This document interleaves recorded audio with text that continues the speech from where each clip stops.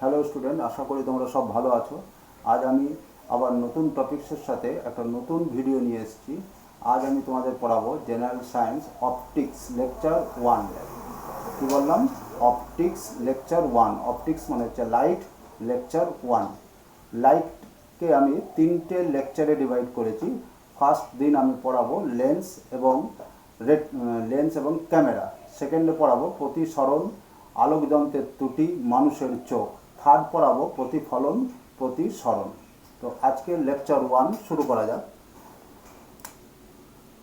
Optics lecture 1।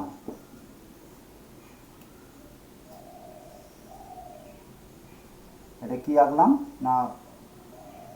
উত্তর lens. উত্তর লেন্সের প্রথম মুখ্য ফোকাস,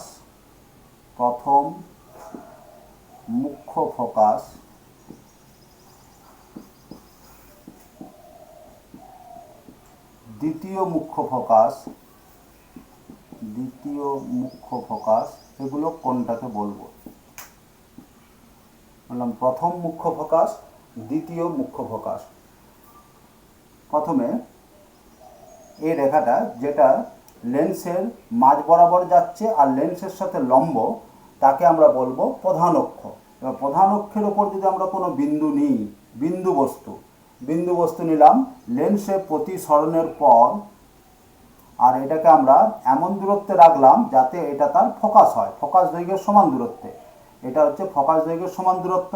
দিয়ে লেন্সে এসে পড়লো, প্রতিসরণের পর যদি প্রধান অক্ষের সমান্তরালে নির্গত হয়, এটা ছিল প্রধান অক্ষের সমান্তরালে যদি নির্গত হয়, তাহলে আমরা এই বিন্দুকে বলবো প্রথম মুখ্য ফোকাস। তাহলে এটা হলো কার প্রথম মুখ্য ফোকাস? না, উত্তর লেন্সের। তাহলে যদি আমাকে এইভাবে প্লট দেওয়া থাকে, যে এই বিন্দুটা একটা ছবি দেওয়া থাকলো, যে এই বিন্দুটা এখানে একটা বিন্দু নিল, তো কোনটা প্রথম মুখ্য ফোকাস হবে? তাহলে এইটা। তাহলে প্রথম মুখ্য ফোকাস থেকে কি হয় না, প্রথম মুখ্য ফোকাস হচ্ছে প্রধান অক্ষের উপরে যে কোনো একটা বিন্দু, যে বিন্দু থেকে আলোকরশ্মি প্রতিসরণের পর প্রধান অক্ষের সমান্তরালে নির্গত হয়। তাহলে এটা হচ্ছে প্রথম মুখ্য ফোকাস। এবার আমরা যদি দ্বিতীয় মুখ্য ফোকাস করি,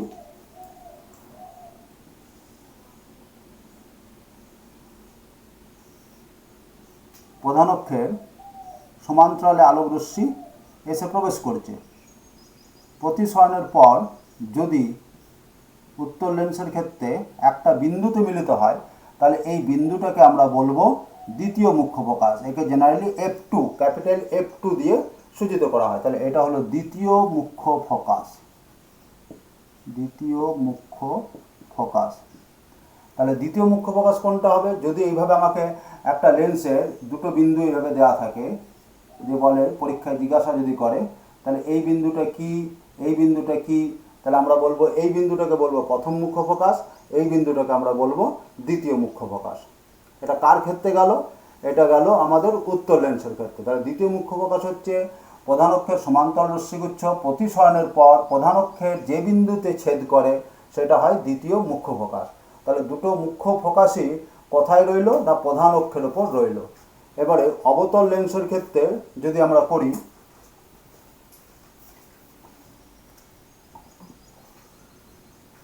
এটা একটা অবতল লেন্স আঁকলাম।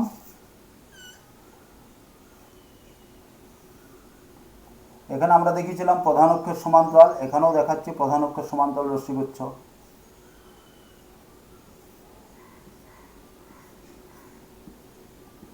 এটাকে আমরা পেছন দিকে বাড়াচ্ছি, একেও পেছন দিকে বাড়াচ্ছি। তাহলে এটাকেও যদি পেছন দিকে বাড়াই, তাহলে প্রধান অক্ষস্থিত একটা বিন্দুতে তারা অপসৃত হচ্ছে বলে মনে হবে। তাহলে এই বিন্দুটাকে আমরা বলবো অবতল লেন্সের দ্বিতীয় মুখ্য ফোকাস, F2 দিয়ে সূচিত করা হয়।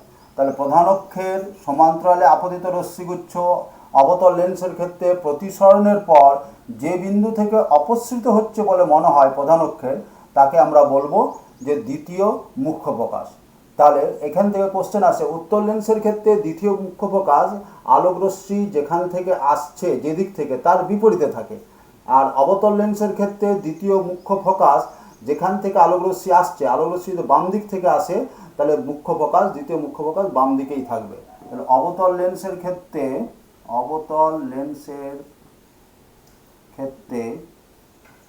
দ্বিতীয় মুখ্য ফোকাস মানে F2 আলোক রশ্মি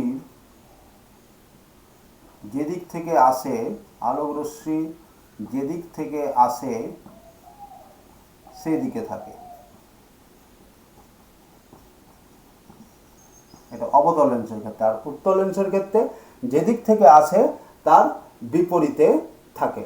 এবার আমরা দেখব যে অবতল লেন্সের ক্ষেত্রে প্রথম মুখ্য ফোকাস। অবতল লেন্সের ক্ষেত্রে প্রথম মুখ্য ফোকাস যখন আমরা করব তখন অভিসারী রশ্মিগুচ্ছ কি সেটা আগে আমরা জানব। কি বললাম? অভিসারী রশ্মিগুচ্ছ কি সেটা আগে আমাদের জানতে হবে। না, কতগুলো রে যেখানে মিলিত হয়, ধরলাম লেন্স যদি না থাকতো এই রেগুলো এই বিন্দুতে মিলিত হতো, তাহলে এই রেগুলোকে আমরা বলবো অভিসারী রশ্মিগুচ্ছ। এখন লেন্সে, অবতল লেন্সে প্রতিসরণের পর তারা যদি সমান্তরালে নির্গত হয় তাহলে এই অভিসারী রশ্মিগুচ্ছ লেন্সের অনুপস্থিতিতে যে বিন্দুতে মিলিত হতো তাকে আমরা বলতাম প্রথম মুখ্য ফোকাস। তাহলে কি বললাম? উত্তল লেন্সের ক্ষেত্রে হয়েছিল প্রধান অক্ষের উপরিস্থ এমন একটি বিন্দু যে বিন্দু থেকে প্রতিসরণের পর সমান্তরালে নির্গত হয় প্রধান অক্ষের, তাহলে সেই বিন্দুকে বলা হয় প্রথম মুখ্য ফোকাস। এটা উত্তল লেন্সের ক্ষেত্রে। দ্বিতীয় লেন্সের ক্ষেত্রে কি না, কতকগুলি অভিসারী রশ্মিগুচ্ছ, অভিসারী মানে তারা একটা বিন্দুতে মিলিত হয়, লেন্স না থাকলে এখানে মিলিত হতো, কিন্তু লেন্সে প্রতিসরণের পর যদি তারা সমান্তরালে নির্গত হয় তাহলে সেই অভিসারী রশ্মিগুচ্ছ যে বিন্দুতে মিলিত হতো সেটা হয়ে যাবে প্রথম মুখ্য ফোকাস। তাহলে অবতল লেন্সের ক্ষেত্রে প্রথম মুখ্য ফোকাস যেদিকে থেকে রে আসছে তার বিপরীতে থাকে, কিন্তু উত্তল লেন্সের ক্ষেত্রে যেদিক থেকে রে আসছে সেই দিকেই থাকে, ঠিক উল্টো হচ্ছে। তাহলে আমরা প্রথম মুখ্য ফোকাস, দ্বিতীয় মুখ্য ফোকাস শিখলাম। এবারে গৌণ ফোকাস মানে খুব দূর থেকে যদি রে আসে সেক্ষেত্রে রেগুলো নিজেদের সমান্তরাল হয় কিন্তু প্রধান অক্ষের সাথে সমান্তরাল হয় না। এই রেগুলো কি নিজেদের সাথে সমান্তরাল। তাহলে সেক্ষেত্রে প্রতিবিম্ব যেখানে গঠিত হয় সেটা ঠিক ফোকাস হয় না, মানে ফোকাস তলে গঠিত হয়। তাহলে তখন সেই বিন্দুটাকে আমরা বলবো গৌণ ফোকাস। তাহলে কি বললাম? বহুদূর থেকে আসা সমান্তরাল রশ্মিগুচ্ছ যারা নিজেদের মধ্যে সমান্তরাল নয়, লেন্সে প্রতিসরণের পর একটি বিন্দুতে মিলিত হয়, যেটা ফোকাস নয়, মানে প্রধান অক্ষের উপরিস্থ বিন্দু নয়, কিন্তু ফোকাস তলে থাকবে, মানে এটা যদি অ্যাকচুয়াল ফোকাস হতো এই তলটাতে থাকবে, তাহলে সেই বিন্দুকে বলা হয় গৌণ ফোকাস। তাহলে গৌণ ফোকাসের ক্ষেত্রে কি হয় না, গৌণ ফোকাসের ক্ষেত্রে রেগুলো নিজেদের মধ্যে সমান্তরাল হয় কিন্তু প্রধান অক্ষের সাথে সমান্তরাল হয় না। তাহলে গৌণ ফোকাসের ক্ষেত্রে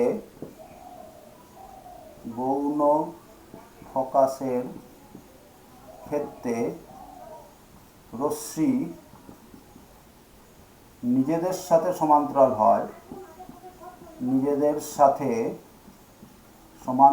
হয় কিন্তু প্রধান অক্ষের হয় না সাথে, প্রধান অক্ষের সাথে হয়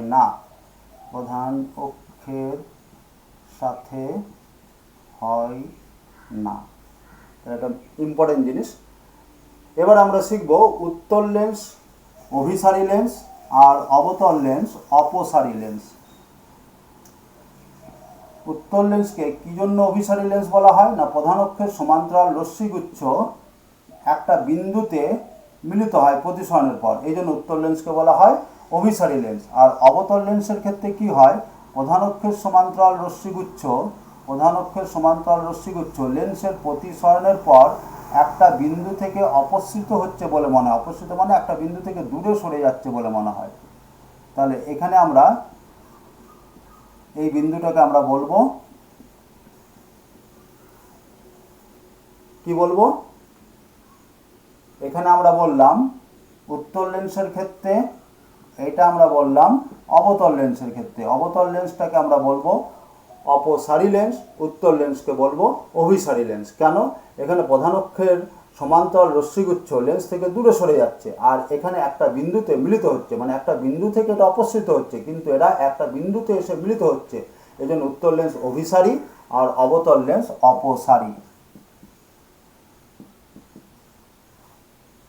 এবার নেক্সট, যে লেন্স সাধারণত কী রকম কাচের তৈরি হয়, সাধারণত বলছি কারণ আমরা লেন্সের প্রতিবিম্বের যখন ত্রুটি পড়ব তখন আমরা দেখব যে সবসময় লেন্স ফ্লিন্ট কাচের হয় না। কি বললাম? লেন্স সাধারণত ফ্লিন্ট কাচের। এই সাধারণত কথাটা মনে রাখতে হবে। কখনো কখনো আবার ক্রাউন কাচেরও হয়, সেটা পরের লেকচারে আমি আলোচনা করব।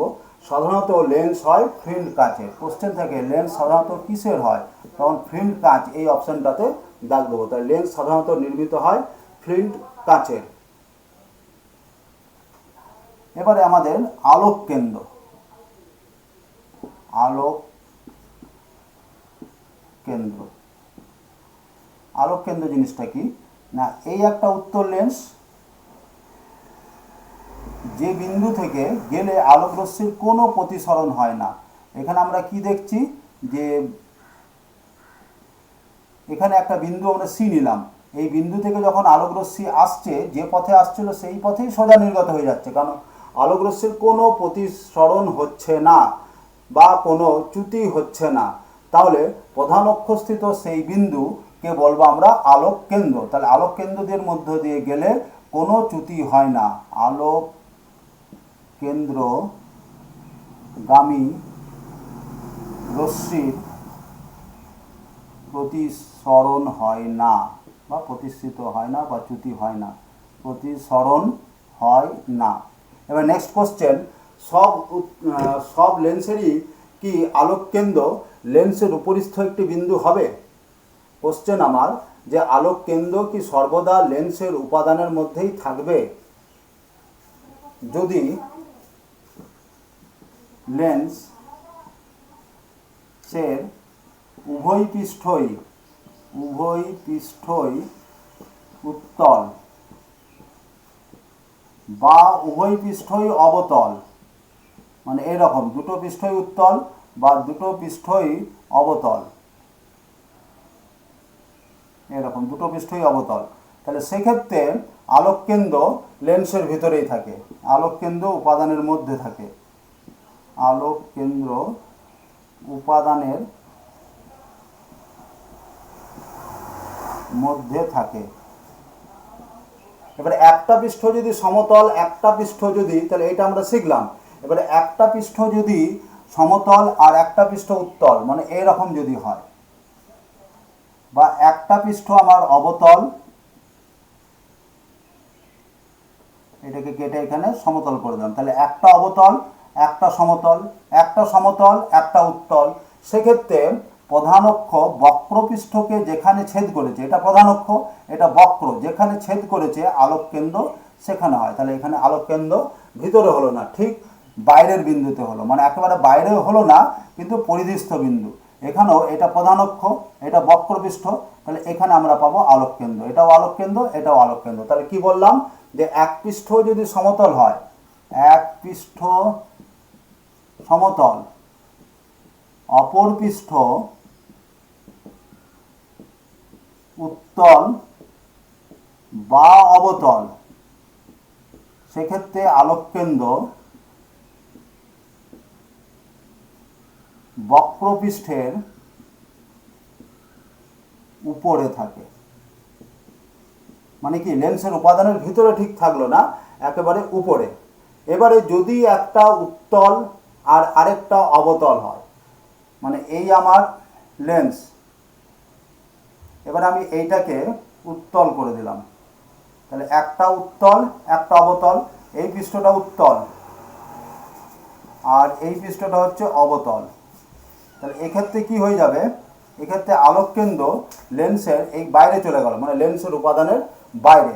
তাহলে লেন্সের উপাদানের বাইরে আলোক কেন্দ্র থাকবে কোন কেসে? এই কেসটাতে লেন্সের উপাদানের বাইরে। তাহলে লেন্সের উপাদানের বাইরে কখন হয়? যদি উত্তলাবতল লেন্সের ক্ষেত্রে, উত্তল প্লাস অবতল মানে উত্তলাবতল, মানে এক পৃষ্ঠ থাকবে উত্তল আর আরেক পৃষ্ঠ থাকবে অবতল, মানে কনকেভো কনভেক্স, ইংলিশে কনকেভো কনভেক্স অর কনভেক্সো কনকেভ, কনভেক্সো কনকেভ, মানে একটা উত্তল একটা অবতল বা একটা অবতল একটা উত্তল, তাহলে তার ক্ষেত্রে আলোক কেন্দ্র লেন্সের উপাদানের বাইরে থাকে। কখন? পরিধিতে থাকে, যদি একটা সমতল আর একটা উত্তল বা অবতল হয়, কখন ভিতরেই থাকে? যদি দুটোই উত্তল হয় বা দুটোই অবতল হয়। যেমন এটা দুটোই উত্তল, ভিতরে থাকলো, বা দুটোই অবতল, যেমন এটা দুটোই অবতল, তাহলে এখানেও কি থাকবে? এখানেও উপাদানের ভিতরে থাকবে। তাহলে এখানে আমরা এটা শিখলাম যে আলোককেন্দ্র দিয়ে গেলে আলোকরশ্মির কোনো চ্যুতি বা প্রতিসরণ হয় না, আর আলোককেন্দ্র সর্বদাই যে লেন্সের উপাদানের ভিতরে থাকবে এমন কোনো কথা নেই। লেন্সের উপাদানের প্রতিসরাঙ্ক, লেন্সের উপাদানের প্রতিসরাঙ্ক মিউ সমান 1.5। সাধারণত কাঁচ নির্মিত হয় আর কাঁচের প্রতিসরাঙ্ক 1.5, তাই আমরা কি নেব? 1.5।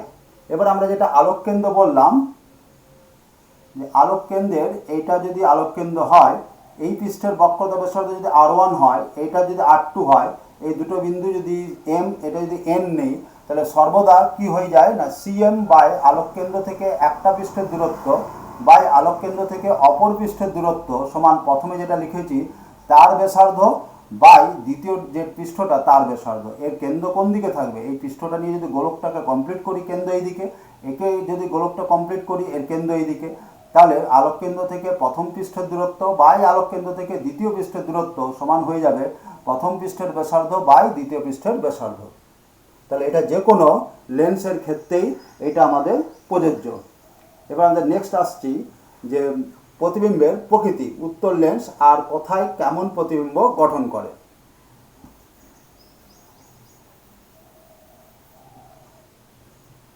উত্তল লেন্স সৎ প্লাস অসৎ দুই প্রকারের প্রতিবিম্বই গঠন করে, আর অবতল লেন্স সর্বদা অসৎ প্রতিবিম্ব গঠন করে। সৎ মানে যেটা যে প্রতিবিম্বকে পর্দায় ফেলা যায়, অসৎ মানে যে প্রতিবিম্বকে পর্দায় ফেলা যায় না। তাহলে কি বললাম? উত্তল লেন্স সৎ অসৎ দুটোই প্রতিবিম্ব গঠন করে, অবতল লেন্স সর্বদা অসৎ প্রতিবিম্ব গঠন করে। এবার আমরা দেখব যে প্রতিবিম্বের অবস্থানটা কেমন হচ্ছে, আকারটা কেমন হচ্ছে, কোথায় রাখলে প্রতিবিম্বের আকার কেমন, প্রকৃতি কেমন। তাহলে বস্তুর অবস্থান, এটা আমরা উত্তল লেন্সের জন্য করছি, উত্তল লেন্সের জন্য বস্তুর অবস্থান মানে বস্তু যদি অসীমে থাকে, অসীমে, তাহলে প্রতিবিম্বের প্রকৃতি, প্রতিবিম্বের অবস্থান কি হবে সেগুলো আমরা জানতে চাই। তাহলে ফার্স্টে একটা জিনিস মনে রাখতে হবে, এটা যদি আমরা মনে রাখি খুব সহজেই বলতে পারবো প্রতিবিম্ব কোথায় গঠিত হচ্ছে। যত আমরা এই দিকে এগোবো, যত এই দিকে এগোবো প্রতিবিম্ব তত এই দিকে সরবে। প্রথম কথা এটা, যত আমরা ডান দিকে যাব তত প্রতিবিম্ব ডান দিকে সরবে, আর এই দিকে যত আমরা এগোবো প্রতিবিম্ব তত ছোট থেকে বড় হতে থাকবে। কি বললাম? যত ডান দিকে এগোবো, ডান দিকে গেলে প্রতিবিম্ব ডান দিকে সরবে, প্রতিবিম্ব ডান দিকে সরবে। এটা 1 নম্বর ক্লু। 2 নম্বর, যত ডান দিকে যাব, যত ডান দিকে যাব প্রতিবিম্ব তত বড় হবে, প্রতিবিম্ব ততই বড় হবে। তাহলে ফার্স্টে যখন অসীমে হবে আর লেন্সের সমীকরণ হচ্ছে 1/v মাইনাস 1/u সমান 1/f, এটা হচ্ছে লেন্সের সমীকরণ। তার প্রতিবিম্ব যদি অসীমে মানে ইউ এর জায়গায় ইনফিনিটি বসাবো, ইউ এর জায়গায় যদি ইনফিনিটি হয় তাহলে এনিথিং বাই ইনফিনিটি 0, তাহলে 1/v সমান পেলাম কত? 1/f, তাহলে v সমান f। তাহলে প্রতিবিম্ব যদি অসীমে হয়, বস্তু যদি অসীমে থাকে, তাহলে এটা বস্তুর অবস্থান, বস্তু যদি অসীমে থাকে তাহলে প্রতিবিম্ব ফোকাসে হবে। তাহলে প্রতিবিম্বের অবস্থান কোথায়? Focus. Focus দূরত্বটাকে small F R বিন্দুটাকে capital F, তাহলে প্রতিবিম্ব আমরা পাবো ফোকাসে। আর আমরা বললাম যতই এইদিকে, এটা হচ্ছে তখন ফোকাস, যতই এইদিকে যাব এখান থেকে এটা ধরলাম অসীম। এবার যখন আমি এখানে একটা বিন্দু নেব সি, এখানে সি মানে হচ্ছে কেন্দ্র, মানে বক্রতা কেন্দ্র, এর ডবল। এটা যদি ফোকাস দৈর্ঘ্য হয় এটা হয়ে যাবে এই দূরত্বের ডবল। তাহলে সি মানে কেন্দ্র আর এফ মানে ফোকাস, আর এটা মানে অসীম ধরলাম, মানে কেন্দ্র থেকে অনেক দূরে। তাহলে যদি অনেক দূরে থাকে তাহলে প্রতিবিম্ব এখানে হয়। এবার যত আমি এইদিকে সরাবো বস্তুকে, এও তত এইদিকে সরতে থাকবে, এটাও একটা সি। আর এবারে প্রতিবিম্বের প্রকৃতি হবে সদ, আর সদ হলেই হয়ে যাবে অবশীর্ষ। জেনারেলি দুটো দন্তেস্ব বা দুটো অ একসাথে থাকে না। তাহলে আমি যখন সদ লিখছি, তাহলে একবার দন্তেস্ব ইউজ করছি, তাহলে আর আমার দন্তেস্ব হবে না, তাহলে কি হবে, সমশীর্ষ না হয়ে অবশীর্ষ হয়ে যাবে। কিন্তু এটা ব্যতিক্রম আছে, একটু পরে আসবো। যৌগিক অনুবীক্ষণ যন্ত্রের ক্ষেত্রে ব্যতিক্রম আছে, মরীচিকার ক্ষেত্রে ব্যতিক্রম আছে। তাহলে এখন সদ হলে আর সমশীর্ষ হবে না, অবশীর্ষ হবে। তাহলে এটা আমরা পেলাম কি, প্রকৃতি, আর এটা অবস্থান। আর আকারটা কি হবে না, ছোট হবে। প্রতিবিম্বের আকার বস্তুর আকারের চেয়ে অনেক ছোট। এবার আমরা আসছি যে অসীম আর বক্রতা কেন্দ্রের মাঝে, অসীম ও সি এর মাঝে। তো যত আমরা এইদিকে আসবো প্রতিবিম্ব তত সরবে। তাহলে এখন প্রতিবিম্ব এখানে না পেয়ে এফ আর সি এর মাঝে পাবো। তাহলে প্রতিবিম্বের অবস্থান কোথায় হবে, এফ ও সি এর মধ্যে। এইভাবে এইটা যদি আমরা বুঝতে পারি যে ডান দিকে গেলে প্রতিবিম্ব ডান দিকে সরবে, যখন খুব দূরে মানে অসীমে থাকছে তখন প্রতিবিম্ব এখানে। এবার যখন বস্তুকে আমি অসীম আর কেন্দ্রের মধ্যে রাখছি, তখন প্রতিবিম্ব এফ আর সি এর মাঝে হবে, আর প্রতিবিম্ব তখন ছোট হবে আগের মতো। তাহলে এফ ও সি এর মাঝে, তারপর আমরা কি পাবো, সদ পাবো, আর সদ হলে অবশীর্ষ, আর ওই ছোটই পাবো, ছোট। আর এফ আর সি এর মাঝে হলো। এবার বস্তু যদি সি মানে বক্রতা কেন্দ্রে থাকে, সি এ থাকে, সি মানে বক্রতা কেন্দ্র, সি এ থাকে, সেন্টার অফ কার্ভেচার, তখন কি হবে, এবার যদি এখানে আনি, এও সরবে, এখানে সিতেই হয়। তাহলে প্রতিবিম্বের অবস্থান কোথায় হবে, সি হবে, আর সমান আকারের। সদ হবে, অবশীর্ষ হবে, সদ হলেই অবশীর্ষ, আর কি হবে, সমান আকার। কি করে মনে রাখবো, দুটো দন্তেস্ব একসাথে থাকে না। সমশীর্ষ হয়ে গেলে দুটো দন্তেস্ব একসাথে হয়ে যেত। তাই এখানে এই যে সদের দন্তেস্ব, সমশীর্ষের দন্তেস্ব, দুটো দন্তেস্ব একসাথে থাকবে না, তাই সদ হলে অবশীর্ষ হবে। তাহলে আমরা কি পেলাম, সদ অবশীর্ষ, আর এখানে সেন্টারে থাকলে এও সেন্টারে থাকবে, মানে কেন্দ্রে থাকবে। এবারে আমরা সি আর এফ এর মাঝে নিচ্ছি, সি ও এফ এর মধ্যে। সি ও এফ এর মধ্যে হলে মানে বক্রতা কেন্দ্র আর ফোকাসের মধ্যে, এ আবার সি থেকে দূরে সরে যাবে। যত এইদিকে আমরা আসবো তত এও এইদিকেই সরবে, এইভাবে মনে রাখবো। তাহলে সি থেকে দূরে, সি থেকে দূরের দিকে। তাহলে আমরা প্রতিবিম্ব কোথায় পেলাম না, কেন্দ্র থেকে দূরের দিকে। এবারে প্রতিবিম্ব ছোট থেকে হতে হতে বস্তুর সমান আকারের হলো। এবারে বস্তু থেকে কি হবে, আকারে বড় হয়ে যাবে, সদ হবে, অবশীর্ষ হবে, আকারে বড়। এখানে সমান হয়ে গেছে, ছোট থেকে থেকে মেকআপ নিতে নিতে সমান। এটা অনেক ছোট, ছোট আস্তে আস্তে বাড়ছে, সমান হলো, আর এবারে বড় হলো। এবারে যদি আমরা এই দিক থেকে আস্তে আস্তে এখানে এসছিলাম, এর মাঝে এলাম। এবারে ফোকাসে যদি আসি, এফ এ, বস্তু যদি এফ এ থাকে মানে ফোকাসে, এফ মানে ফোকাসে, তাহলে প্রতিবিম্ব কোথায় হয়ে যায়, মানে ইউ এর জায়গায় যদি এফ বসাই আর ইউ মাইনাস এফ হয়, তাহলে 1/f কেটে গেল, 1/v0, তাহলে ভি ইনফিনিটি। তাহলে প্রতিবিম্ব কোথায় হবে, অসীমে। তাহলে বস্তু যখন এফ এ থাকবে, এখানে ছিল বস্তুর অবস্থান এফ, তারপর ছিল প্রতিবিম্বের অবস্থান, প্রতিবিম্বের অবস্থান কোথায় পাবো, অসীমে। তাহলে বস্তু যদি ফোকাসে হয় প্রতিবিম্ব হয়ে যাবে অসীমে। এটা প্রতিবিম্বের প্রকৃতি। প্রতিবিম্বের প্রকৃতি এখনো পর্যন্ত হবে সদ, একটাই কেসে অসদ বলছি।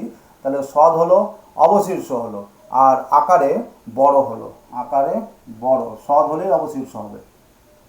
এবারে এফ, এটা আমার ছিল সি, এটা ছিল অসীম, এখানে এনেছি। এবারে এটা আলোক কেন্দ্র, তাহলে আলোক কেন্দ্র আর ফোকাসের মধ্যে যদি হয়, এফ এর মধ্যে,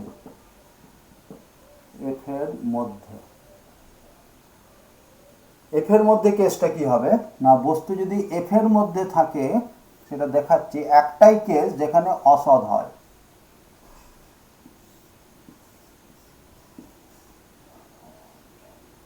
তাহলে এটা যদি এফ হয়, এটা ধরলাম এফ, এখানে বস্তু আছে, এখান থেকে গেল, এই দিকে বেরোলো, এটাকে যদি পিছন দিকে বাড়াই, তাহলে এখানে একটা প্রতিবিম্ব পাওয়া যাবে। এটাকে আমরা বলবো কি, এটাকে আমরা বলবো, সামনে বাড়ালে এরা মিলিত হবে না, কিন্তু যদি পেছন দিকে বাড়াই এখানে মিলিত হবে। তাহলে এটা হচ্ছে প্রতিবিম্ব। যেহেতু বাড়িয়ে পরে পেয়েছি তাই এই প্রতিবিম্বটা অসৎ। আর কোথায় গঠিত হবে? এফ থেকে বস্তু যেদিকে সেই দিকেই। তাহলে এখানে প্রতিবিম্বের অবস্থান হবে বস্তুর দিকে। বস্তু, এই একটাই কেস যেখানে বস্তু যেদিকে আছে প্রতিবিম্ব সেই দিকে। বাকি সবগুলোতে বস্তু যেদিকে প্রতিবিম্ব তার উল্টো দিকে থাকছিল। যদি জিজ্ঞাসা করে কোন কেসে উত্তর লেন্সের বস্তু যেদিকে প্রতিবিম্ব সেই দিকে গঠিত হয়, তাহলে বস্তু যখন এফের মানে ফোকাসের মধ্যে থাকে, আলোক কেন্দ্র আর ফোকাসের মধ্যে থাকে, সেই ক্ষেত্রে বস্তু যেদিকে প্রতিবিম্ব সেই দিকে হয়। আর প্রতিবিম্ব আকারে অনেক বড় হয়, অনেক বড়, অসৎ, অনেক বড়, অসৎ। আর অসৎ হলে দুটো অ একসাথে থাকে না, দুটো দন্তস্ব যেমন একসাথে থাকে না, দুটো অ একসাথে থাকে না। তাহলে অসৎ হলে আর অবশীর্ষ হবে না। অবশীর্ষ মানে উল্টো, ইংলিশে বলে ইনভার্টেড। অসৎকে বলে ভার্চুয়াল, সৎ হচ্ছে রিয়েল। তাহলে এই একটা কেসে ভার্চুয়াল ইমেজ ফর্ম করছে। ভার্চুয়াল মানে অসৎ। আর কি হচ্ছে যে সমশীর্ষ মানে ইরেক্ট। আর অবশীর্ষকে ইংলিশে বলে, আগেরগুলো অবশীর্ষ যেগুলো লিখছিলাম সেটা ইনভার্টেড। এটা সৎ মানে রিয়েল, অবশীর্ষ মানে ইনভার্টেড, আর সমশীর্ষ মানে হচ্ছে ইরেক্ট। তাহলে অসৎ আর সমশীর্ষ ইংলিশে বলবো ভার্চুয়াল অ্যান্ড ইরেক্ট। আর বস্তুর দিকে আর আকারে অনেক বড়। এই একটা কেসেই আকারে অনেক বড় হচ্ছে। তাহলে যদি বলে উত্তর লেন্সকে কখন বিবর্ধক কাঁচ হিসেবে ব্যবহার করা হয়, উত্তর লেন্সকে কখন বিবর্ধক কাঁচ হিসাবে ব্যবহার করা হয়, তাহলে বস্তু যখন আলোক কেন্দ্র আর ফোকাসের মধ্যে থাকে, প্রতিবিম্ব আকারে অনেক বড় হয়। তাহলে বস্তু যখন আলোক কেন্দ্র ও ফোকাসের মধ্যে থাকে, আলোক কেন্দ্র ও ফোকাসের মধ্যে থাকে, তাহলে তখনই কি হয় না সব থেকে বড় প্রতিবিম্ব গঠন করে। আর একেই বিবর্ধক কাঁচ হিসাবে ব্যবহার করা হয়। তাহলে এগুলো গেল উত্তর লেন্সের সমস্ত কেসগুলো। এবার অবতল লেন্সের ক্ষেত্রে কি হয় না সর্বদা অবতল লেন্স কি প্রতিবিম্ব গঠন করে না সর্বদা অসৎ প্রতিবিম্ব গঠন করে। তাহলে সর্বদা যদি অসৎ প্রতিবিম্ব গঠন করে, দুটো অ একসাথে হয় না, তাহলে অসৎ হলে আর অবশীর্ষ হবে না, তাহলে কি হবে? সমশীর্ষ হবে। তাহলে অবতল লেন্স সর্বদা অসৎ এবং সমশীর্ষ প্রতিবিম্ব গঠন করে। আর উত্তর লেন্সের ক্ষেত্রে আমরা কি দেখলাম? উত্তর লেন্সের ক্ষেত্রে সমশীর্ষও গঠন করতে পারে, অবশীর্ষও গঠন করতে পারে। আর একটাই কেসে যেটা উত্তর লেন্স অসৎ হয়, সেটা কি কেস না যদি বস্তু ফোকাসের মধ্যে থাকে, তাহলে প্রতিবিম্ব বস্তু যেদিকে আছে সেই দিকেই গঠিত হয়। আর প্রতিবিম্বটা কি হয় না অসৎ হয়। একটা কেস উত্তর লেন্সের, বাকি সব কেসগুলোতে সৎ হয়। তো সৎ মানে হচ্ছে রিয়েল, অসৎ মানে হচ্ছে ভার্চুয়াল। আর অবতল লেন্স কেমন প্রতিবিম্ব গঠন করে? বস্তুর চেয়ে ছোট প্রতিবিম্ব গঠন করে। অসৎ, সমশীর্ষ আর বস্তুর চেয়ে ছোট।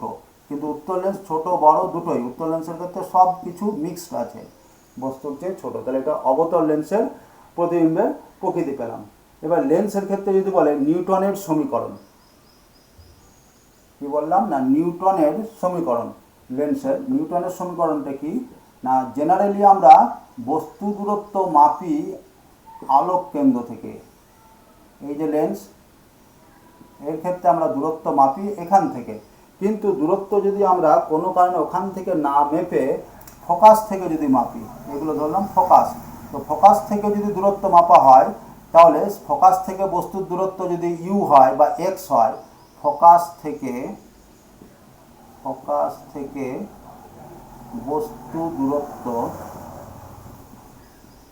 এক্স, প্রতিবিম্ব দূরত্ব ওয়াই হলে, এক্স ওয়াই সমান এফ স্কোয়ার, এটাকে বলা হয় নিউটনের সূত্র। তাহলে কি বললাম? X Y equal to F square, এটা নিউটনের সূত্র। তাহলে নিউটনের সূত্রতে বস্তু দূরত্ব প্রতিবিম্ব দূরত্ব কোথা থেকে মাপা হয় যদি বলে, তখন আমরা বলবো প্রথম মুখ্য ফোকাস এবং দ্বিতীয় মুখ্য ফোকাস থেকে মাপা হয়। এবারে পরের কোশ্চেন আমাদের আসছে যে উত্তর লেন্সকে বলেছিলাম অভিসারী, অবতল লেন্সকে অপসারী। এবার কখন উল্টো আচরণ করে? মানে উত্তর লেন্সকে আমরা লেন্সের উপাদানের প্রতিসরাঙ্ক 1.5 এমন উপাদানে রাখলাম, ধরলাম এর থেকে বেশি 1.6 প্রতিসরাঙ্ক কার হয়? গ্লিসারিন। তাহলে উত্তর লেন্সকে যদি গ্লিসারিনে ডুবিয়ে দিই, তাহলে এখন যে রেটা প্রধান অক্ষের সমান্তরালে আসছিল সে আর এই দিকে বেরোবে না, সে এইভাবে চলে গেল। তাহলে প্রধান অক্ষ থেকে একটা বিন্দু থেকে দূরে সরে যাচ্ছে বলে মনে হবে, মানে তখন অপসারী লেন্স হিসাবে আচরণ করবে। তাহলে উত্তর লেন্স কখন অপসারী লেন্স হিসেবে আচরণ করে? যদি লেন্সকে বায়ুতে না রেখে, লেন্সকে বায়ুতে না রেখে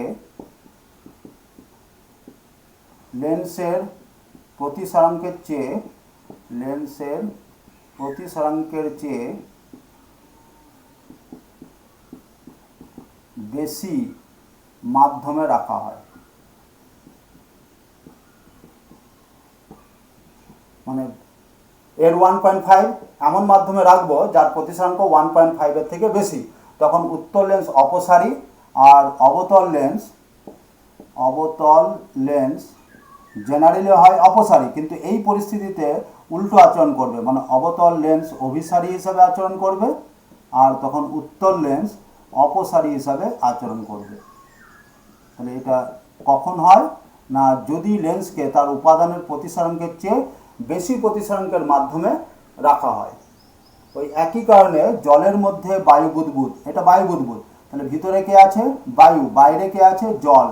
এবার জলের প্রতিসরাঙ্ক, বায়ুর প্রতিসরাঙ্ক হয় 1 আর জলের প্রতিসরাঙ্ক 1.33, তাহলে লেন্সের উপাদানের এটা একটা লেন্সের মতো আচরণ করবে যার নিজের প্রতিসরাঙ্ক 1 কিন্তু মাধ্যমের 1.33, তাহলে মাধ্যমের প্রতিসরাঙ্ক যখন নিজের থেকে বেশি হয়ে যায় তখন উল্টো আচরণ করে। অ্যাকচুয়াল এটা কি হওয়া উচিত ছিল, এই বায়ু বুদবুদটা এরকম, মানে এটা উত্তর লেন্স হওয়া উচিত ছিল, কারণ উত্তর লেন্সের যদি আমরা স্ট্রাকচারটা দেখি প্রায় এরকম, তাহলে এই বায়ু বুদবুদটা উত্তর লেন্সের মতো আচরণ করা উচিত ছিল। কিন্তু আমি বললাম উত্তর লেন্স উল্টো আচরণ করে যদি যে মাধ্যমে রাখা হলো তার প্রতিসরাঙ্ক নিজের থেকে বেশি হয়। এখন এই লেন্সটা কিসের তৈরি? বায়ুর তৈরি, এটা তার কাঁচের নয়, কারণ এটা বায়ু বুদবুদ। তাহলে বায়ুর প্রতিসরাঙ্ক 1 আর এটা দেখতে কেমন লাগছে? ঠিক এইরকম উত্তর লেন্সের মতন। আর জলের প্রতিসরাঙ্ক 1.33, মানে যে মাধ্যমে রাখা হলো তার প্রতিসরাঙ্ক নিজের থেকে বেশি, তাই বায়ু বুদবুদ উল্টো আচরণ করবে, মানে উত্তর লেন্সের মতো আচরণ না করে অবতল লেন্সের মতো আচরণ করবে। তাহলে বায়ু বুদবুদ, জলের মধ্যে বায়ু বুদবুদ কোন লেন্সের মতো আচরণ করে না, বায়ু বুদবুদ অবতল লেন্সের মতো আচরণ করে, অবতল লেন্স। এবার লেন্সের ক্ষমতাকে যদি আমরা পি বলি, ক্ষমতার ফোকাস দৈর্ঘ্যের মধ্যে সম্পর্ক হচ্ছে পি সমান 1/f, কিন্তু এফটা কোন এককে প্রকাশ করতে হবে? এফটাকে মিটারে নিতে হবে। তাহলে ক্ষমতার একক, পি এর একক আমরা কি পাবো? পি এর একক পাবো 1/মিটার, এটা মিটার, 1/মিটার মানে মিটার ইনভার্স অর ডায়োপ্টার, তাহলে ক্ষমতার একক হলো ডায়োপ্টার। এবারে উত্তর লেন্সের এফ কি হয়? পজিটিভ, তাহলে ক্ষমতা কি হয়ে যাবে? ধনাত্মক। উত্তর লেন্সের ক্ষমতা ধনাত্মক, কেন? উত্তর লেন্সের ফোকাস দৈর্ঘ্য প্লাস, উত্তর লেন্সের ফোকাস দৈর্ঘ্য প্লাস, তাই ক্ষমতা ধনাত্মক। অবতল লেন্সের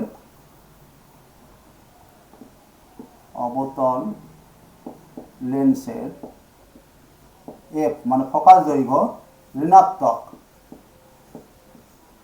তাই ক্ষমতাও ঋণাত্মক।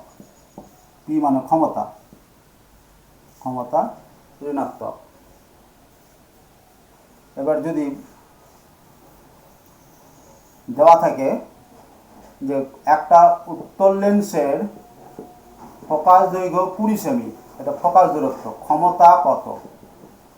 তখন আমরা এফটাকে আগে মিটারে করব, 20/100 সমান 1/5 মিটার, তাহলে পি সমান 1/f, তাহলে 1/1/5, তাহলে 5 মিটার ইনভার্স বা ডায়োপ্টার। তাহলে প্লাস এলো, কি জন্য প্লাস হলো না, উত্তর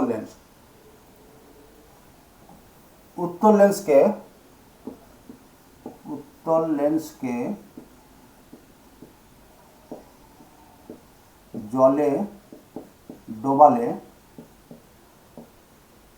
এফ মানে ফোকাস দৈর্ঘ্য 4 গুণ হয়ে যায়, 4 গুণ হয়, কিন্তু ক্ষমতা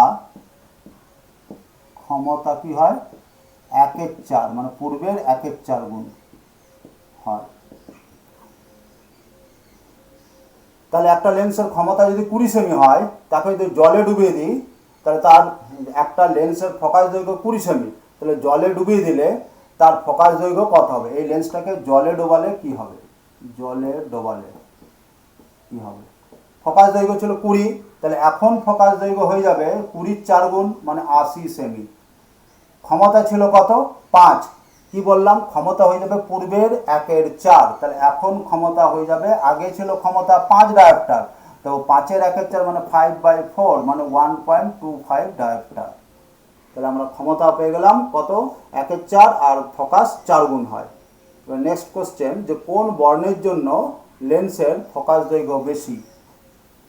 তো প্রথমে লেন্স নির্মাতার বা লেন্স মেকারস ফর্মুলা, লেন্স নির্মাতার সূত্র, লেন্স নির্মাতার সূত্র 1/f সমান mu minus 1 into 1/r1 minus 1/r2, এটাকে বলা হয় লেন্স নির্মাতার সূত্র। তো মিউ মানে প্রতিসরাঙ্ক কম হয় লালের জন্য, তাই লালের জন্য 1/f কম, তার মানে f বেশি। লালের প্রতিসরাঙ্ক কম, মিউ কম, লালের মিউ কম হলে 1/f কম হবে, তাই ফোকাস দৈর্ঘ্য বেশি, f বেশি। তাহলে যদি আমরা এফ আর আর এফ ভি আমাদের পরীক্ষায় থাকে, এফ আর সাফিক্স আর মানে রেডের জন্য ফোকাস দৈর্ঘ্য গ্রেটার দ্যান এফ ভি, তাহলে এই অপশানে দাগ দিতে হবে। যদি একটা থাকে গ্রেটার দ্যান ইকুয়াল টু আর একটা লেস দ্যান ইকুয়াল টু, কোনটা কারেক্ট হবে? লালের জন্য ফোকাস দৈর্ঘ্য বেশি, কারণ লালের প্রতিসরাঙ্ক কম, তার প্রতিসরাঙ্কের সাথে 1/f সমানুপাতিক। লালের 1/f কম, তাহলে 1/f কম মানেই এফ বেশি। আর এই সূত্রটাকে আমরা কি বলবো? লেন্স নির্মাতার সূত্র। দুটো লেন্সকে যদি আমরা পরস্পর সংলগ্ন অবস্থায় রাখি, এইভাবে রাখছি, একটা উত্তল লেন্স আর আরেকটা অবতল লেন্স, তাহলে এদের তুল্য ফোকাস দৈর্ঘ্য কত হবে? এর f1 এর f2, তাহলে তুল্য ফোকাস দৈর্ঘ্য যদি আমরা, তুল্য ফোকাস দৈর্ঘ্য মানে এই দুটো লেন্স একটা সিঙ্গেল লেন্সের মতো আচরণ করবে, সেই সিঙ্গেল লেন্সটাকে বলবো আমরা তুল্য, তার ফোকাস দৈর্ঘ্য বলবো তুল্য ফোকাস দৈর্ঘ্য। সেটা কত হবে? না f1 f2 by f1 plus f2।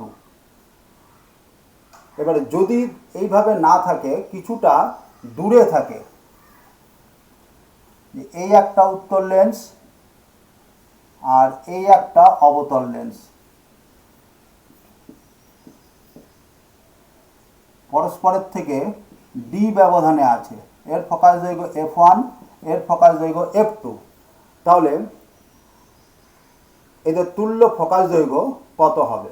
তুল্য ফোকাস দৈর্ঘ্য যদি আমরা f লিখি, তাহলে f সমান এখানে যেমন ছিল f1 f2 by f1 plus f2 minus D by, এবারে যদি আমরা বায়ু নিই, এখানে আমরা কি ধরে নিয়েছি?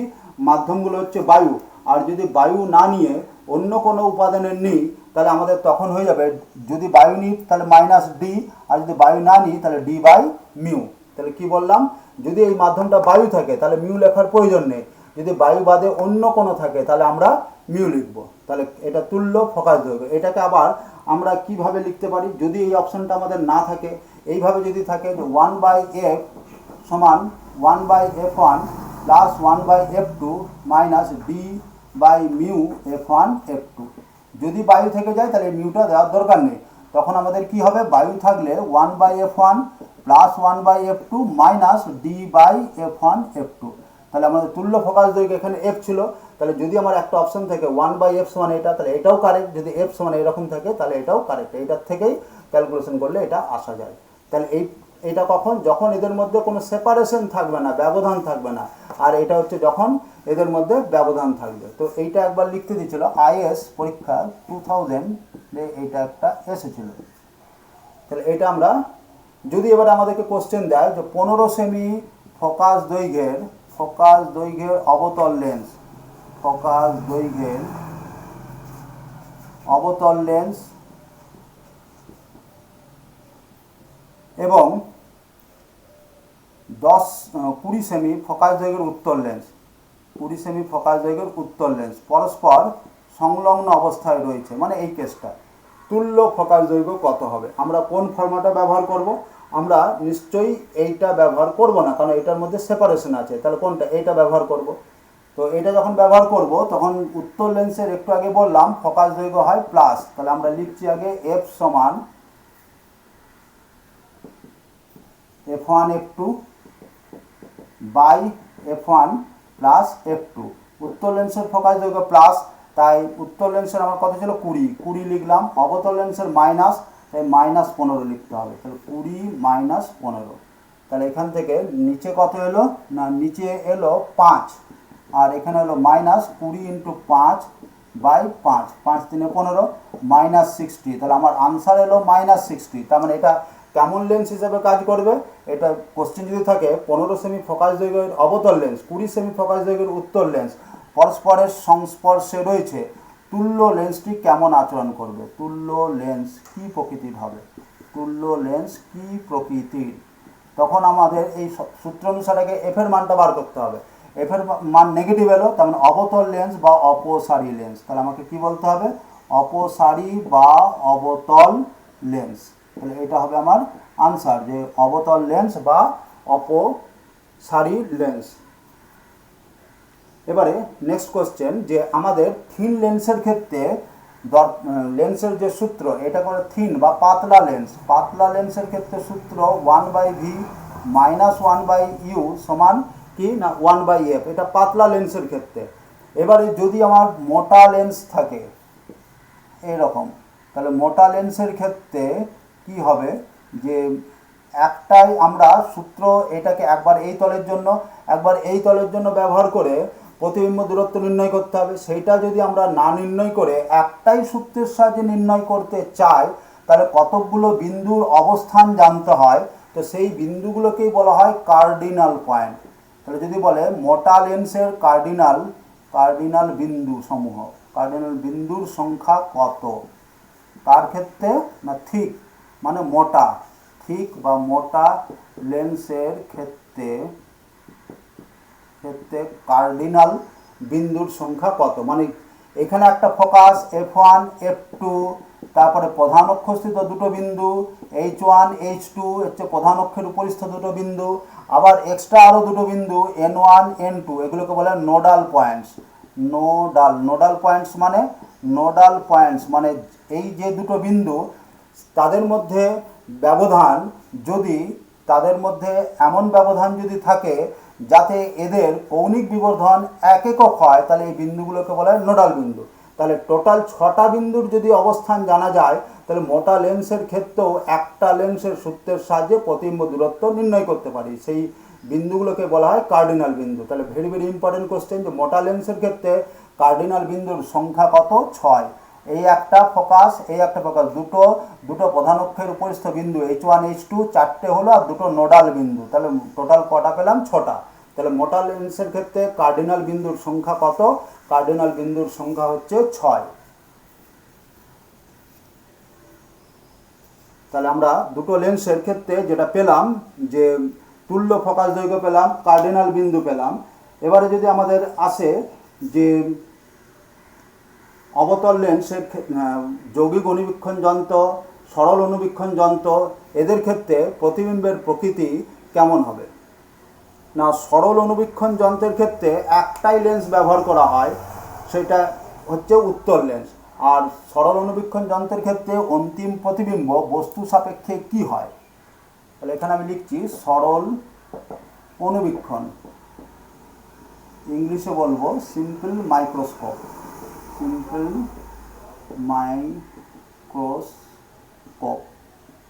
তাহলে অন্তিম প্রতিবিম্ব বস্তু সাপেক্ষে কি হয়? অন্তিম বিম্ব বস্তু সাপেক্ষে। তাহলে অন্তিম প্রতিবিম্ব হয়ে যাবে যে সদ প্লাস অবশীর্ষ।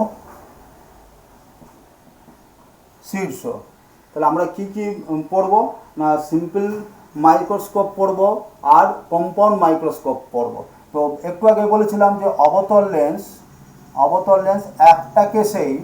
একটা কেসেই বিবর্ধিত প্রতিবিম্ব গঠন করে। তো এখানে আমাদের কি হয়েছিল? একটু আগে বলেছিলাম যে এখানে আমরা পেয়েছিলাম যে এখান থেকে যে রেটা যায়, এইদিকে গেল, এই কেসটা আমাদের কি হয়েছিল, বিবর্ধিত হয়েছিল। তো সেই বিবর্ধিত হবে, আর কি হয়েছিল, অসদ হয়েছিল। অসদ হলে সমশীর্ষ হয়। তাহলে আমাদের এখানে কি হচ্ছে, অসদ আর সমশীর্ষ। তাহলে অন্তিম প্রতিবিম্ব কি হয়ে গেল, অসদ আর সমশীর্ষ। কার ক্ষেত্রে, যৌগিক অনুবীক্ষণ যন্ত্রের ক্ষেত্রে। কৌণিক বিবর্ধন কত, কৌণিক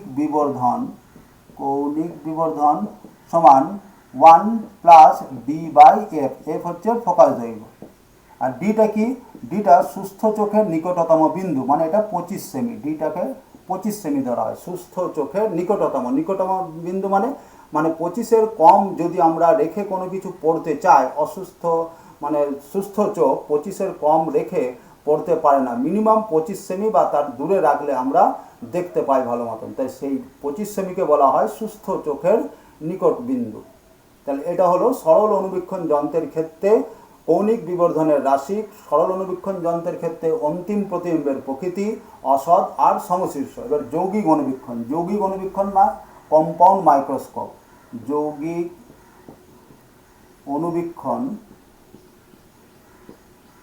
বা কম্পাউন্ড মাইক্রোস্কোপ। এখানে আমাদের দুটো লেন্স নেওয়া হয়। একটাকে বলা হয় এইভাবে, এখানে এটা চোখের কাছে থাকে আর এটা বস্তুর কাছে থাকে।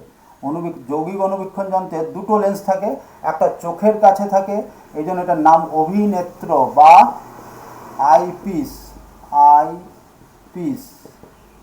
আর এটা অবজেক্টিভ মানে অভিলক্ষ্য, মানে লক্ষ্য বস্তুর কাছে থাকে, অবজেক্টিভ বা অভিলক্ষ্য। তাহলে বললাম দুটো লেন্স থাকে, একটা চোখের কাছে যেটা অভিলক্ষ্য, আর একটা চোখের কাছে, চোখ মানে নেত্র, তাই এটা অভিনেত্র বা আইপিস, আর লক্ষ্য বস্তু, ওই জন্য এটার নাম অবজেক্টিভ বা অভিলক্ষ্য। নামটা ঠিক মনে রাখার মতো, যে অভিনেত্র চোখের কাছে থাকে, ওই জন্য নেত্র মানে চোখ, অভিনেত্র বা আইপিস। লক্ষ্য বস্তুর কাছে থাকে, এর নাম হচ্ছে অবজেক্টিভ। দুটোই হচ্ছে উত্তর লেন্স। এবারে এর প্রতিবিম্বের প্রকৃতি কি হবে, মানে এইটার জন্য অভিলক্ষের জন্য প্রতিবিম্ব হয়ে যাবে সব অভিলক্ষ। যৌগিক অনুবীক্ষণ যন্ত্রের অভিলক্ষের জন্য হয়ে যাবে প্রতিবিম্বের প্রতিবিম্ব কি হবে না, এই দিকে পাওয়া যাবে, ওই জন্য হয়ে যাবে প্রতিবিম্ব সব প্লাস অবশিষ্ট। দুটো দন্তস্ব একসাথে হলো না এখনো পর্যন্ত। আমি বলেছিলাম এইটার ক্ষেত্রে ব্যতিক্রম আছে। এবারে অন্তিম প্রতিবিম্ব যদি বলে, এইখানে আমার বস্তু ছিল, এইটার জন্য এখানে প্রতিবিম্ব পাবো, আবার এইটার জন্য এখানেই প্রতিবিম্ব পেয়ে যাবো। তাহলে এই যে 1 নম্বর প্রতিবিম্বটা, এটা এর জন্য, ওই জন্য এটা কি হলো, সদ হলো আর অবশিষ্ট হলো। এবার এইটার জন্য এইটা বস্তু আর এটা প্রতিবিম্ব, তাহলে অন্তিম প্রতিবিম্ব বস্তু সাপেক্ষে কি হয়ে গেল, বস্তু সাপেক্ষে অবশীর্ষ হয়ে গেল আর অসদ হলো। তাহলে এটা অভিলক্ষের জন্য। আর অন্তিম প্রতিবিম্ব যৌগিক অনুবীক্ষণ যন্ত্রের ক্ষেত্রেই অন্তিম যদি বলে অভিলক্ষের জন্য কি, তাহলে অভিলক্ষের জন্য হয়ে যাবে সদ অবশীর্ষ অবজেক্টিভের জন্য। আর অন্তিম প্রতিবিম্ব হয়ে যাচ্ছে, আমার অসদ আর অবশীর্ষ, মানে ইনভার্টেড। ইংলিশে বলে অবশীর্ষ মানে ইনভার্টেড, আর অসদ মানে ভার্চুয়াল। তাহলে দুটোই একসাথে হলো। এতক্ষণ বলছিলাম দুটো বা দুটো দন্তেস্ব একসাথে হয় না, কিন্তু যৌগিক অনুবীক্ষণ যন্ত্রের ক্ষেত্রে ব্যতিক্রম, যে অন্তিম প্রতিবিম্ব বস্তু সাপেক্ষে উল্টো হলো, অবশিষ্ট মানে উল্টো, আর অসদ হলো। কিন্তু কোশ্চেন যদি থাকে যে অভিলক্ষ সাপেক্ষে কি হবে, তখন অভিলক্ষ সাপেক্ষে এই প্রতিবিম্বটা মানে সদ হলো আর অবশিষ্ট হলো। তাই এই দুটো প্রশ্ন ভালো মতন বুঝতে হবে, যে অভিলক্ষের জন্য যদি বলে কি হবে, আর যদি অন্তিম প্রতিবিম্ব বলে তখন আমাদের কি হবে। এবার নেক্সট আসছি আমরা, যে কৌণিক বিবর্ধন কত। এর যেমন আমাদের লিখেছিলাম 1 প্লাস ডি বাই এফ, তেমনি যৌগিক অনুবীক্ষণের ক্ষেত্রে বা কম্পাউন্ড মাইক্রোস্কোপের ক্ষেত্রে কৌণিক বিবর্ধন, কম্পাউন্ড মাইক্রোস্কোপ কৌণিক বিবর্ধন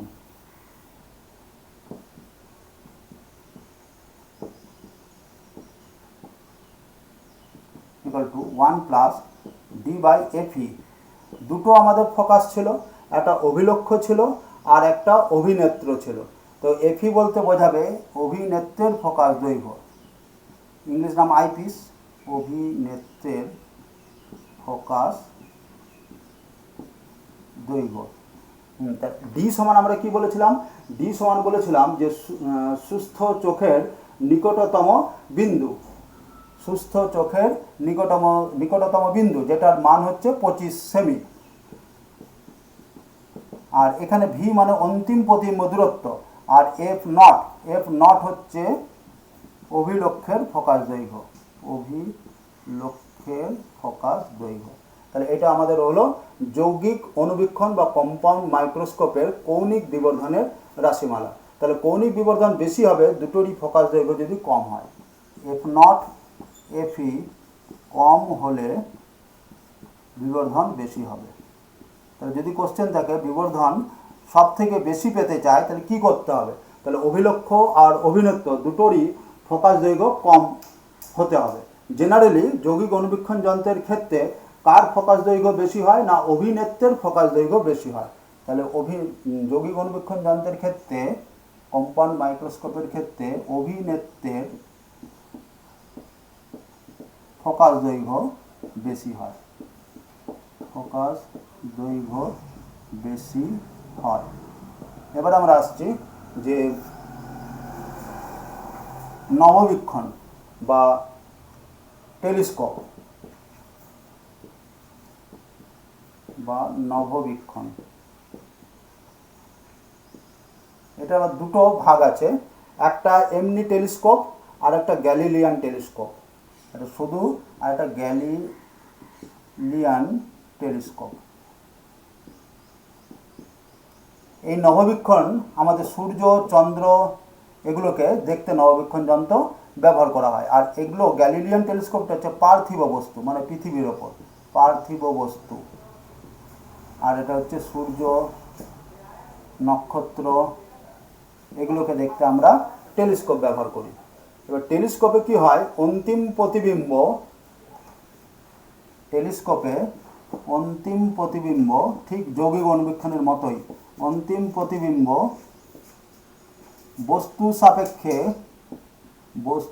সাপেক্ষে অন্তিম প্রতিবিম্ব বস্তু সাপেক্ষে আগে আমরা কি বলেছিলাম? অসৎ বলেছিলাম। এখানেও তাই অসৎ। আর কি বলেছিলাম? উল্টো, মানে অবশীর্ষ, মানে ইনভার্টেড আর ভার্চুয়াল। এটা যৌগিক অনুবীক্ষণ যন্ত্রের ক্ষেত্রেও ছিল আর এর ক্ষেত্রেও তাই। কিন্তু গ্যালিলিয়ান টেলিস্কোপে অন্তিম প্রতিবিম্ব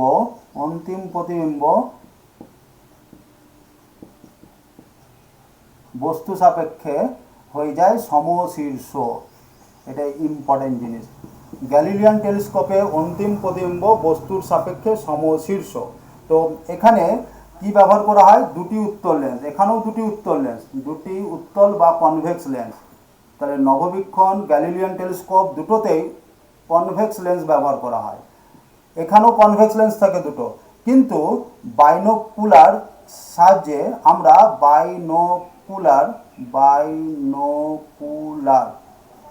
বাইনোকুলার মানে দুটো সমকোণী প্রিজম, সমকোণী প্রতিফলক প্রিজম। বাইনোকুলার জিনিসটা কি? না দুটো প্রতিফলক প্রিজম, সমকোণী প্রতিফলক, পূর্ণ প্রতিফলক প্রিজম ব্যবহার করে আমরা এখানে অন্তিম প্রতিবিম্বকে বস্তুর সাপেক্ষে সমশীর্ষ করে নিই। তাই গ্যালিলিয়ান টেলিস্কোপে অন্তিম প্রতিবিম্বকে সমশীর্ষ কে করে? বাইনোকুলার। বাইনোকুলারটা কি? না দুটি পূর্ণ প্রতিফলক সমকোণী প্রিজম। বাইনোকুলার হচ্ছে দুটি পূর্ণ প্রতিফলক সমকোণী প্রিজম। তাহলে আমরা কি বললাম? নববীক্ষণ যন্ত্রের সাহায্যে আমরা কি পরিমাপ করি, বাইনোকুলার যন্ত্রের সাহায্যে কি পরিমাপ করি, আর এখানে আমাদের অভিলক্ষ আর অভিনত্বর মধ্যে কার ফোকাস দৈর্ঘ্য বেশি হবে? না টেলিস্কোপের ক্ষেত্রে অভিলক্ষের ফোকাস দৈর্ঘ্য এফির থেকে বেশি, মানে অভিলক্ষের ফোকাস দৈর্ঘ্য এক্ষেত্রে বেশি হয়। কম্পাউন্ড মাইক্রোস্কোপে অভিনেত্রের ফোকাস দৈর্ঘ্য বেশি হয়, আর নববীক্ষণে উল্টোটা, নববীক্ষণে অভিলক্ষের ফোকাস দৈর্ঘ্য বেশি হয়। অভিলক্ষের ফোকাস দৈর্ঘ্য বেশি হয়। Thank you. আজ এই পর্যন্তই। পরের ভিডিওতে আবার দেখা হবে।